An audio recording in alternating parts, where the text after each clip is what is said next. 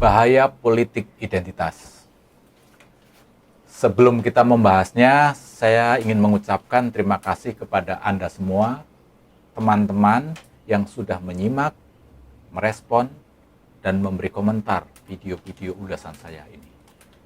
Komentar dan respon yang Anda lakukan menjadi penyemangat untuk membuat video yang lebih baik dan bermanfaat untuk kita semua. Dan kalau ada usulan ide dari teman-teman, ya silakan. Saya tunggu agar kita bisa bahas. Baik, sekarang kita mulai pembahasannya.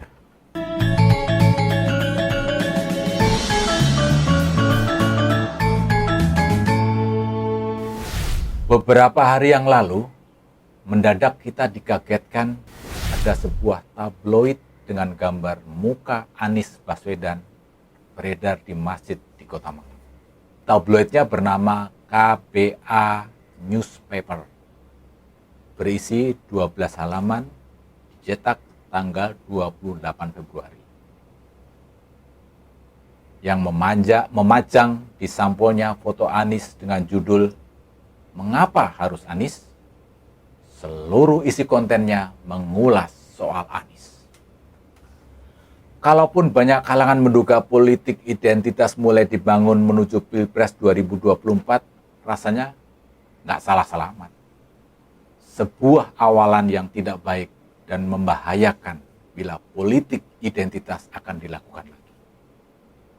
Dan kalau tidak dikritisi dan tidak dibasmi, kelak beredarnya media macam ini akan terus tumbuh dan beredar di mana-mana. Makanya ini harus dikritisi terus, karena dampaknya mengarah pada perkembangan politik identitas. Pengalaman pemanfaatan politik identitas di Pilkada Jakarta sudah dapat dipakai sebagai bukti betapa berbahayanya bila politik identitas dibiarkan dilakukan oleh politisi murahan.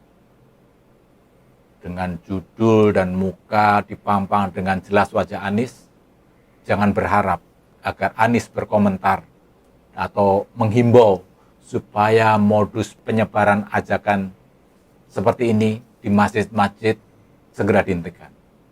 Saya yakin Anies akan membiarkan gerakan ini karena ia akan mendapatkan keuntungan. Padahal bila politik identitas digunakan lagi seperti yang terjadi di Pilkada DKI Jakarta pada tahun 2017, maka bahaya dan risikonya pun akan lebih besar dan lebih membahayakan lagi. Politik identitas bisa memecah belah bangsa.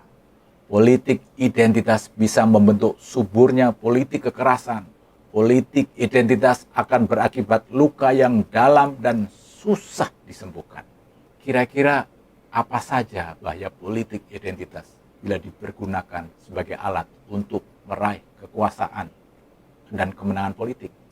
Politik identitas secara umum sesungguhnya dilakukan oleh kelompok yang termarginalkan, terpinggirkan, atau sering juga disebut kelompok minoritas. Sebagai kelompok minoritas, sebagai kelompok yang dipinggirkan, mereka melakukan perlawanan. Mereka menuntut hak yang sama dengan kelompok mayoritas. Mereka bersatu dan membangun kelompok secara eksklusif untuk melakukan perlawanan. Tetapi politik identitas juga sangat mungkin dilakukan oleh kelompok mayoritas. Kelompok mayoritas juga bisa saja berpikiran eksklusif, apalagi dengan jumlah mayoritas itu dimaksudkan untuk mencapai tujuan tertentu. Bila politik identitas dilakukan hanya di ranah mengumpulkan orang atau kelompok yang sepaham, ya sesungguhnya sih tidak bermasalah. Oke-oke saja. Tetapi bila politik identitas dilakukan dengan mengabaikan dan menolak perbedaan, ini akan menjadi masalah. Apalagi bila politik identitas dilakukan dalam bentuk tindakan pemaksaan kehendak, baik dilakukan secara halus maupun dilakukan secara kekerasan. Ini akan menimbulkan masalah besar, bahkan bisa menimbulkan perpecahan dan keterbelahan dalam masyarakat. Orang dipaksa menggunakan jilbab atau berhijab yang dilakukan oleh seseorang di Malioboro, Yogyakarta beberapa waktu yang lalu. Sekolah negeri yang mewajibkan muridnya berhijab. Di Pilkada Jakarta tahun 2017, di beberapa masjid dipasang spanduk, masjid ini tidak mensolatkan jenazah pendukung dan pembela penista agama. Apa urusannya sampai melarang-larang orang dan memaksa-maksa orang harus sepaham dan sealiran? Bahkan sampai orang mati pun harus menanggung kematiannya tanpa berhak untuk didoakan. Jadi, bila tabloid yang beredar di masjid di Malang dianggap sebagai bibit atau modus cara-cara sebagai pintu masuk gerakan politik identitas, jelas itu gak salah. Karena bila dibiarkan, sangat mungkin tempat ibadah akan dipergunakan untuk menjelekkan kelompok lain, menjelek-jelekan kelompok di luar kelompok. Tempat ibadah dipergunakan untuk mencaci maki orang di luar kelompok. Politik menjadi arena caci maki dan sumber fitnah. Itu jelas bukan orang Indonesia. Kita akan tahu apa kelanjutan dari caci maki, menghujat dan membuat fitnah. Yaitu tadi, perpecahan dan keterbelahan di masyarakat. Bukti keterbelahan dan luka di tengah masyarakat masih terasa dan terjadi di masyarakat Jakarta. Apa kita akan membiarkan keterbelahan yang terjadi di Jakarta ini terjadi juga di Indonesia dalam skop yang lebih besar lagi? Saya mengatakan tidak. Politik identitas harus dihentikan dan jangan dibiarkan berkembang biak. Karena saya tidak ingin negara ini pecah karena ada kelompok yang tidak bisa menerima perbedaan. Indonesia sudah benar menentukan ideologi Pancasila, sehingga kita dituntut punya sikap toleransi, menghargai perbedaan, dan tidak memaksakan kehendak kita terhadap orang lain. Negara ini sudah terlanjur dan ditakdirkan dibangun oleh berbagai suku, berbagai agama, dan kumpulan pulau-pulau yang tersebar. Maka hanya dengan toleransi dan menghargai perbedaan merupakan cara yang terbaik agar Indonesia menjadi negara dan bangsa yang maju. Bukan berkutat pada diksi dan diskusi perbedaan-perbedaan yang ada. Bila demi kekuasaan politik identitas dipergunakan dan akhirnya menimbulkan perpecahan di masyarakat dan negara menjadi porak-poranda. Buat apa?